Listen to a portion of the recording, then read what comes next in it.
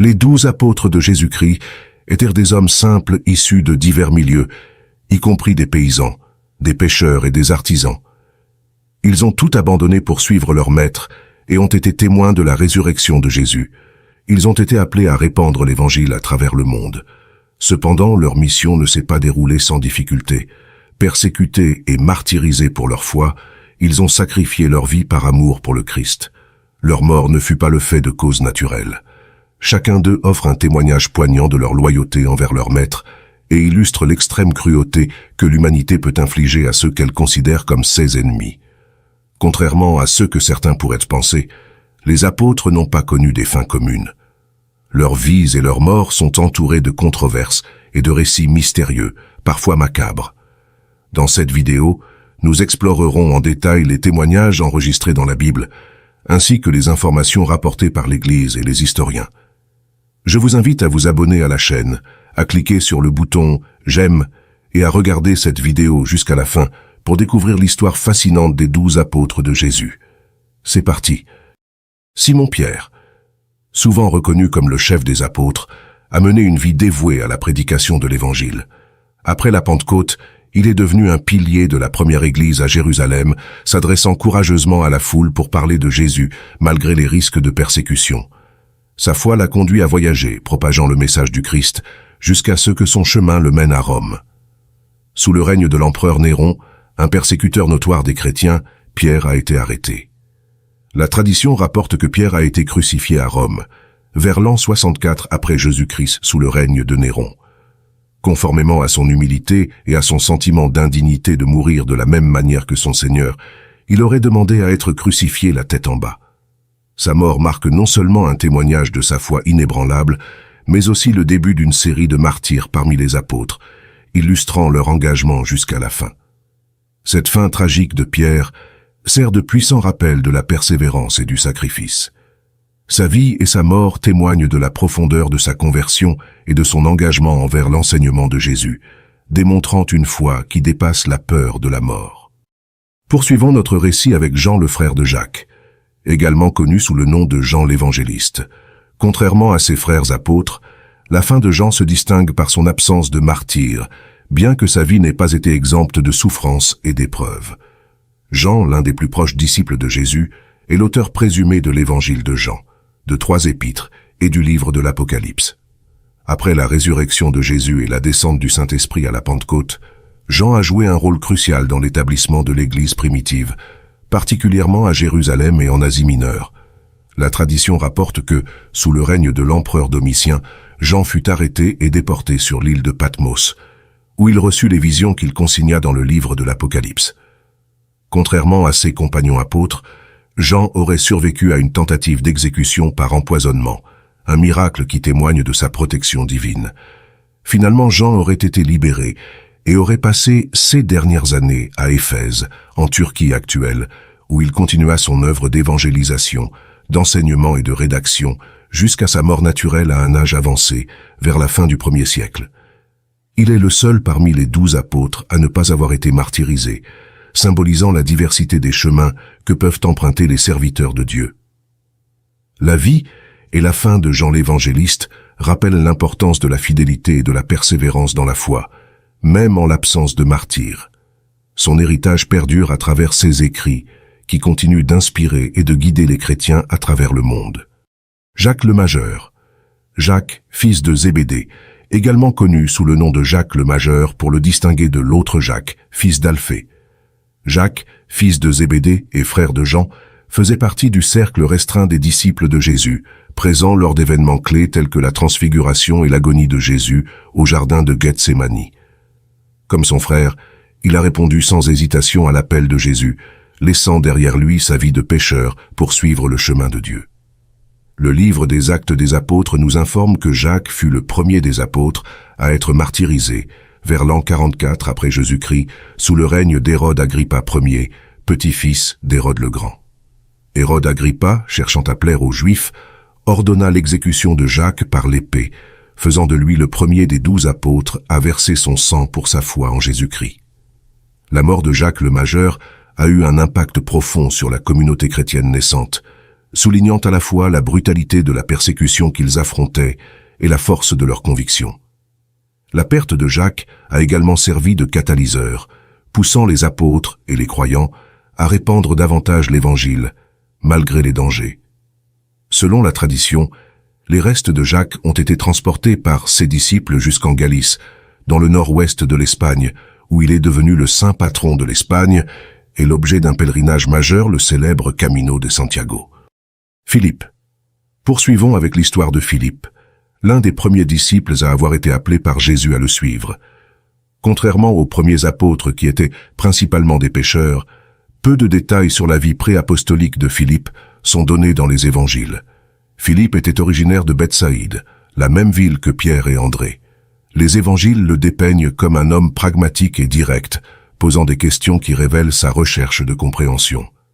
Il joue un rôle notable dans plusieurs épisodes, comme lorsqu'il informe Jésus de la présence du jeune garçon avec 5 pains d'orge et 2 petits poissons avant la multiplication des pains. Après la résurrection de Jésus et la Pentecôte, Philippe, comme les autres apôtres, s'est consacré à la prédication de l'Évangile. La tradition chrétienne rapporte qu'il a voyagé en Phrygie, dans la partie occidentale de la Turquie moderne, pour y répandre la bonne nouvelle.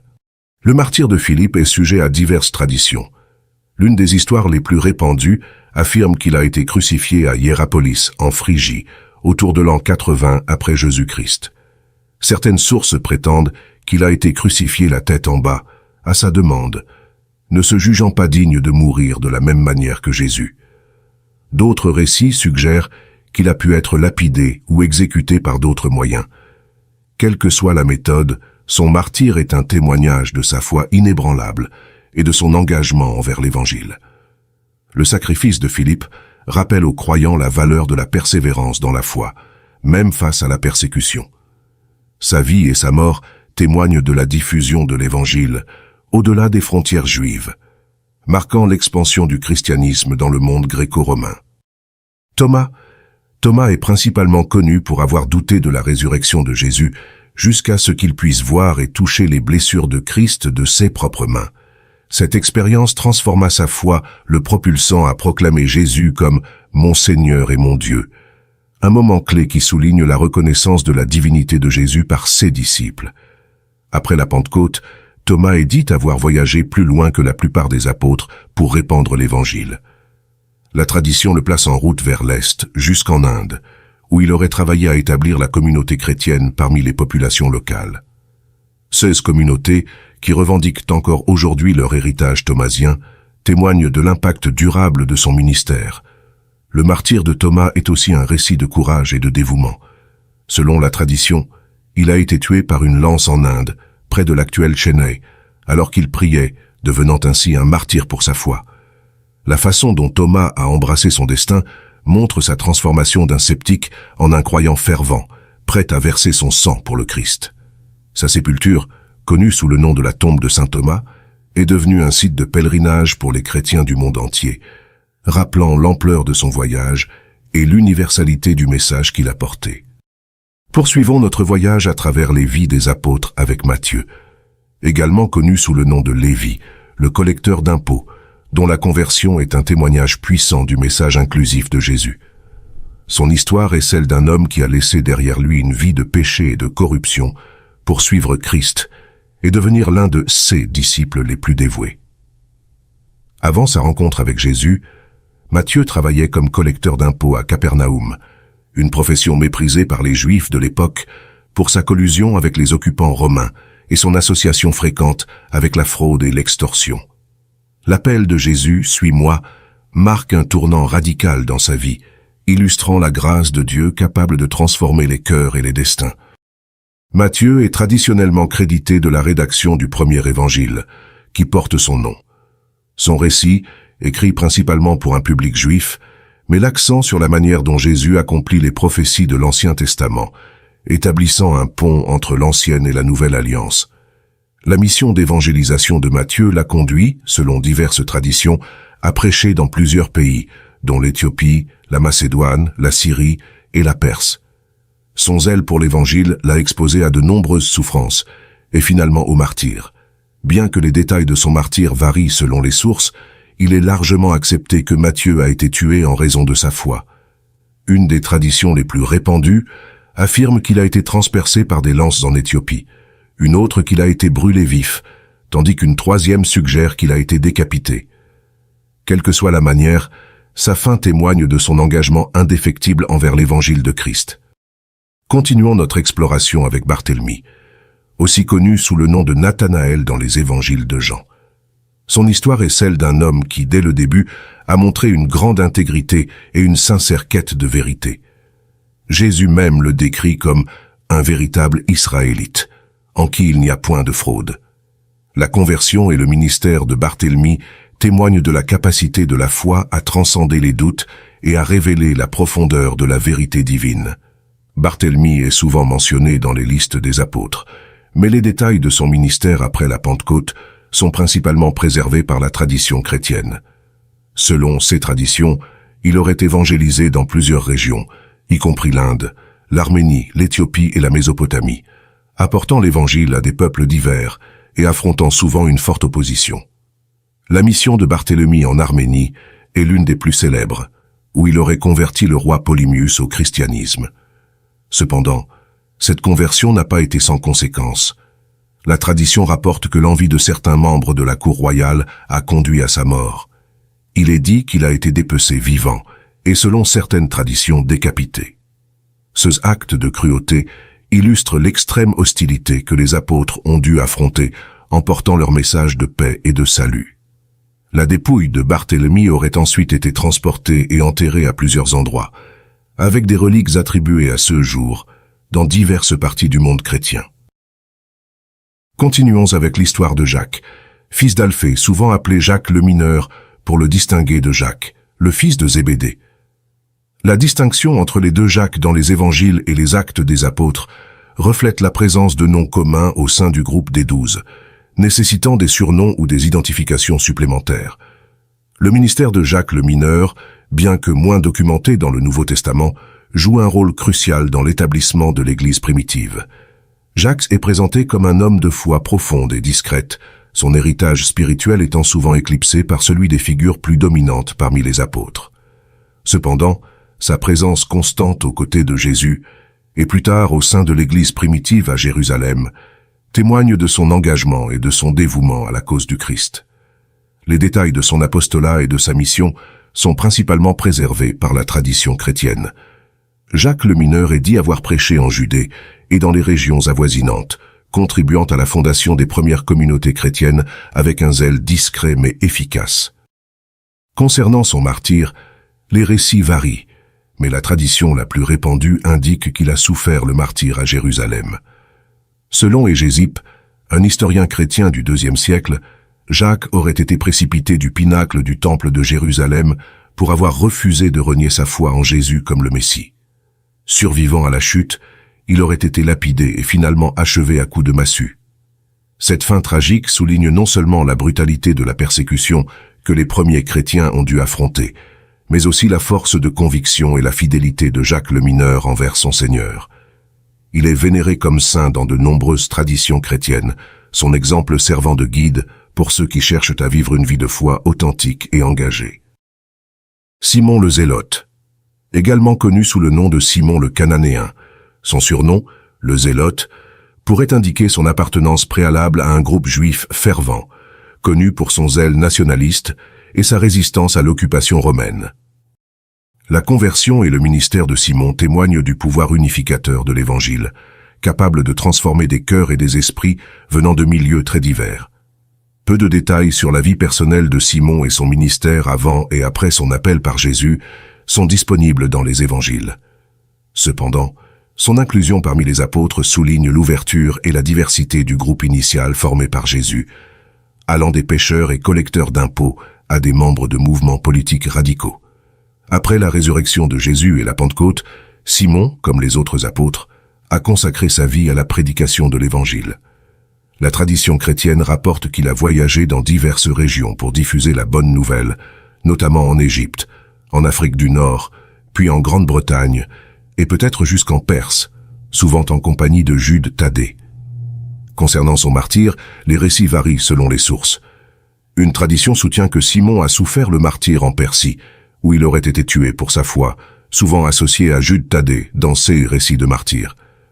Selon une version, il aurait été scié en deux, un mode d'exécution particulièrement brutal, reflétant la dure réalité de l'opposition aux premiers missionnaires chrétiens. Poursuivons avec l'histoire de Jude Thaddée, souvent simplement appelé Jude, pour le distinguer de Judas Iscariote, le traître de Jésus. Jude est reconnu pour être l'un des apôtres les plus énigmatiques, en partie à cause de la brièveté des mentions le concernant dans le Nouveau Testament. Cependant, sa lettre, incluse dans le canon biblique, offre un aperçu de sa profondeur théologique et de son ardent désir de défendre la foi face aux fausses doctrines. Jude est présenté dans les évangiles comme l'un des frères de Jésus, terme qui, selon les interprétations, pourrait signifier un cousin ou un parent proche, reflétant les usages linguistiques de l'époque. Il est l'auteur de l'Épître de Jude, un texte qui exhorte les chrétiens à demeurer fermes dans la foi et à lutter pour la vérité face aux enseignements corrompus. La mission apostolique de Jude l'a mené à prêcher dans des régions telles que la Syrie, la Mésopotamie et la Perse, souvent en compagnie de Simon. Leur ministère conjoint a été marqué par un effort pour établir des communautés de croyants dans des territoires souvent hostiles au message chrétien. Selon certains écrits, Jude aurait été tué à la hache ou à la massue en Perse, une indication de la brutalité de la persécution contre les premiers chrétiens. Son sacrifice ultime est un témoignage poignant de son engagement inébranlable envers l'Évangile. Matthias. Après la trahison et le suicide de Judas Iscariote, les apôtres se sont trouvés réduits à 11. Pour restaurer le nombre symbolique de 12, qui représente les 12 tribus d'Israël, ils ont choisi Matthias par tirage au sort, comme rapporté dans les Actes des Apôtres. Matthias était l'un des disciples qui avait suivi Jésus depuis son baptême par Jean jusqu'à son ascension, ce qui en faisait un témoin privilégié de sa vie, de ses enseignements et surtout de sa résurrection. Bien que le Nouveau Testament ne fournisse pas de détails supplémentaires sur le ministère de Matthias après sa sélection, la tradition chrétienne et les écrits apocryphes offrent quelques aperçus de son apostolat. Il est dit qu'il a prêché l'Évangile dans les régions du Cappadoce et de la Caspienne, parmi d'autres, avec un zèle qui reflète son engagement à diffuser le message de salut de Jésus-Christ. Le martyre de Matthias n'est pas uniformément rapporté par les sources anciennes. Certaines traditions affirment qu'il est mort de vieillesse après un long et fructueux ministère, tandis que d'autres soutiennent qu'il a été martyrisé pour sa foi. Une version de son martyre le décrit comme ayant été lapidé, puis décapité, bien que le lieu précis de son martyre varie selon les récits. Paul de Tarse. Paul, connu à l'origine sous le nom de Saul de Tarse, était un pharisien et un citoyen romain, qui persécutait les chrétiens avant sa conversion dramatique sur le chemin de Damas. Cette expérience transformationnelle, où il a été aveuglé par une lumière divine et a entendu la voix de Jésus, a changé le cours de sa vie. Après sa guérison miraculeuse et son baptême par Ananias à Damas, Paul est devenu l'un des plus grands missionnaires du christianisme, dédiant sa vie à prêcher l'Évangile aux gentils, aux Juifs et aux rois. Le ministère de Paul l'a mené à voyager à travers le bassin méditerranéen, établissant des églises dans des régions clés comme l'Asie mineure, la Grèce et éventuellement Rome. Ces épîtres, adressées aux communautés chrétiennes qu'il a fondées ou visitées, constituent une part significative du Nouveau Testament et continuent d'influencer la théologie chrétienne. La fin de la vie de Paul est marquée par son arrestation à Jérusalem, son emprisonnement à Césarée, puis son transfert à Rome pour y être jugé comme citoyen romain. Selon la tradition chrétienne, Paul a été décapité à Rome sous le règne de Néron, aux alentours de 64-67 après Jésus-Christ, devenant ainsi un martyr de la foi qu'il avait autrefois persécuté. Nous voici arrivés à la fin de notre voyage à travers les vies extraordinaires des apôtres, ces piliers sur lesquels repose l'édifice du christianisme. Leurs histoires, empreintes de foi, de courage et de dévotion, nous rappellent non seulement l'importance de leurs enseignements, mais aussi la force transformatrice de l'Évangile dans la vie de ceux qui choisissent de suivre ses préceptes. Chaque récit apporte sa lumière sur les diverses facettes de la mission chrétienne, illustrant comment, malgré les obstacles et les persécutions, la parole de Dieu a continué à se répandre à travers le monde. Ce témoignage de foi, d'espoir et d'amour inconditionnel continue d'inspirer et de guider les croyants dans leur chemin spirituel. Nous espérons que cette série vous a enrichi et encouragé dans votre propre foi. Que vous soyez à la recherche de réponses, de confort ou d'inspiration, souvenez-vous que l'histoire de ces hommes illustres est un témoignage vivant de la puissance de la foi et de l'amour divin.